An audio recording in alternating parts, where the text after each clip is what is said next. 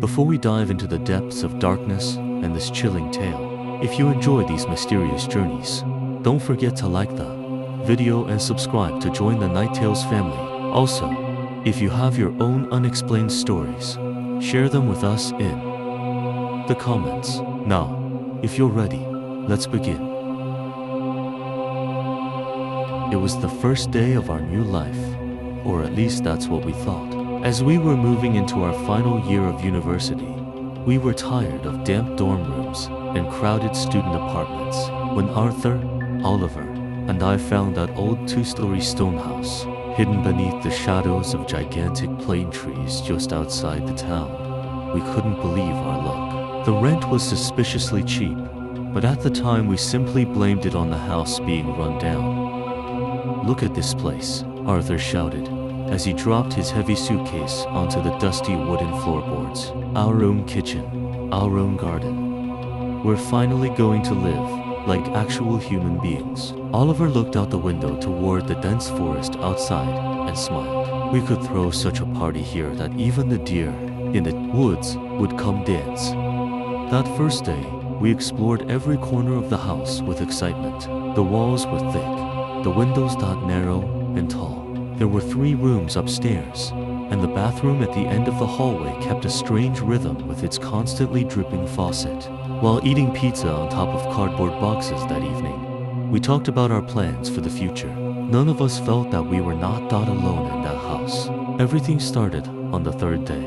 When I woke up in the morning, the keys I had left on the kitchen table were gone. We turned the entire house upside down but couldn't find them. An hour later, Arthur came out of the bathroom, his face pale as chalk. "Guys, what were my keys doing inside a hidden compartment behind the bathroom mirror? I never even looked there." We laughed. Oliver thought Arthur was messing with us, but the next day, Oliver's watch disappeared, and at midnight, it was found inside the bathtub, completely submerged in water. It was as if objects were traveling through the house. On the 5th night, the 3 of us decided to sit in the living room and watch a horror movie. Right at the most intense moment of the film, while not a single leaf outside was moving, every window in the house slammed shut at the exact same time with tremendous force, as if they had exploded inward. Boom. The sound shook the foundations of the house. "What the hell was that?" Oliver said, jumping to his feet. "The wind." "What wind, Oliver?" I said, my voice trembling. "Look outside. The trees aren't even moving." Arthur walked toward the door and tried to turn the handle, but it wouldn't budge a millimeter, as if someone on the other side was pulling it shut. "It won't open." "Guys, it's not locked, but it won't open." All 3 of us threw ourselves against the door, slamming our shoulders into it. Just as we were about to give up, the door suddenly swung wide open on its own, as though the force on the other side had let go all at once. There was nobody in the hallway, only a sharp smell of burnt meat drifting from the kitchen. Sleep was no longer rest for us. It had become a session of torture. At night, when I lay in bed, I started hearing faint whispers coming from the ceiling of my room. The words were impossible to make out. It sounded like a dozen people mumbling at the same time in an ancient language thousands of years old. But the worst part was the footsteps. One night, around 3 in the morning, I woke up to the sound of heavy dragging footsteps in the hallway. "Drag, stop, drag, Arthur, Oliver," I called out. My voice echoed through the empty room. I peeked into the hallway through the crack in the door. Nobody was there, but the footsteps passed directly in front of me. The wooden floorboards creaked and bent under an invisible weight. The sound moved all the way to Oliver's room. The doorknob slowly turned downward. The door opened, and then silence. When I asked Oliver about it the next morning, he said, "I slept the whole night. Nobody came into my room." Double quotes. But on Oliver's pillow, there was a pitch-black, soaking wet handprint. "We can't keep going like this," Arthur said on the morning of the 7th day. Dark circles had formed beneath his eyes. "Before we leave this house, I need to know what we're dealing with." Tonight, we're setting up 3 motion sensor cameras facing the hallway and our rooms. That night, nobody slept. We sat side by side in my upstairs room with the laptop on our laps, watching the live feeds from the cameras. The house had fallen into deathly silence. At exactly 3:14 a.m., the motion sensor on the hallway camera activated. We froze our eyes on the screen. At first, a white blur appeared from the darkness at the end of the hallway. Slowly, it moved closer.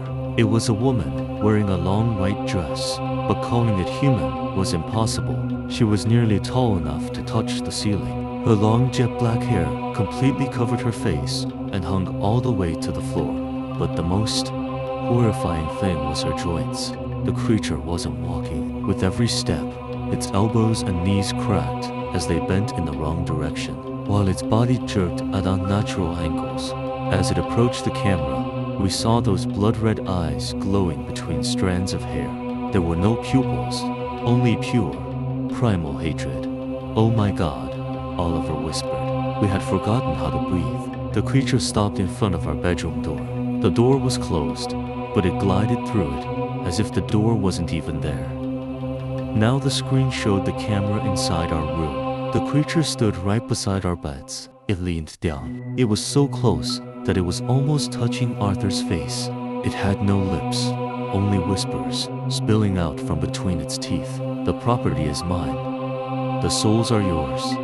The property is mine." Suddenly, the creature lifted its head and looked directly into the camera. Then it let out a blood-curdling scream. The sound was both the cry of a woman and the roar of a wild animal at the same time. In a single second, defying gravity, it climbed onto the wall. With its twisted joints, it began crawling across the dot ceiling like a spider. It was directly above us. "Run!" Arthur screamed. We threw the laptop to the floor. We lunged toward the door, but the creature was hanging down toward us from the ceiling. Those hands, they looked human, but the fingers were as long as knives. It slashed Oliver's shoulder, and Oliver screamed in pain, but he didn't stop. We ran down the stairs faster than we had ever run in our lives. When I looked back, I saw that thing in the white dress chasing us along the ceiling above the staircase. Its head twisted 180 degrees backward. The red glow in its eyes shined in the darkness like 2 bloody holes. When we reached the front door, Arthur kicked it with all his strength. This time the door resisted, but as the growling behind us came closer, we smashed the hinges apart with the strength fear had given us. We threw ourselves into the rain and mud outside. Without looking back, we ran toward the forest. When we reached the car, Arthur turned the ignition with trembling hands. As we reversed and sped away, I looked toward the upstairs window of the house and saw the silhouette in the white dress standing there. Its hand was pressed against the glass. The fingers, touching the window, were leaving bloody marks behind. We didn't stop until we reached the center of town that night. We couldn't tell the police or anyone else. Nobody would have believed us. The next day, we didn't even go back for our belongings. The house, that entity, and those whispers would now live only in our nightmares. We had gone to that house to build a life, but the house had been waiting to seal our souls like charms for itself. We only wanted to belong somewhere, yet we had barely escaped becoming part of that darkness.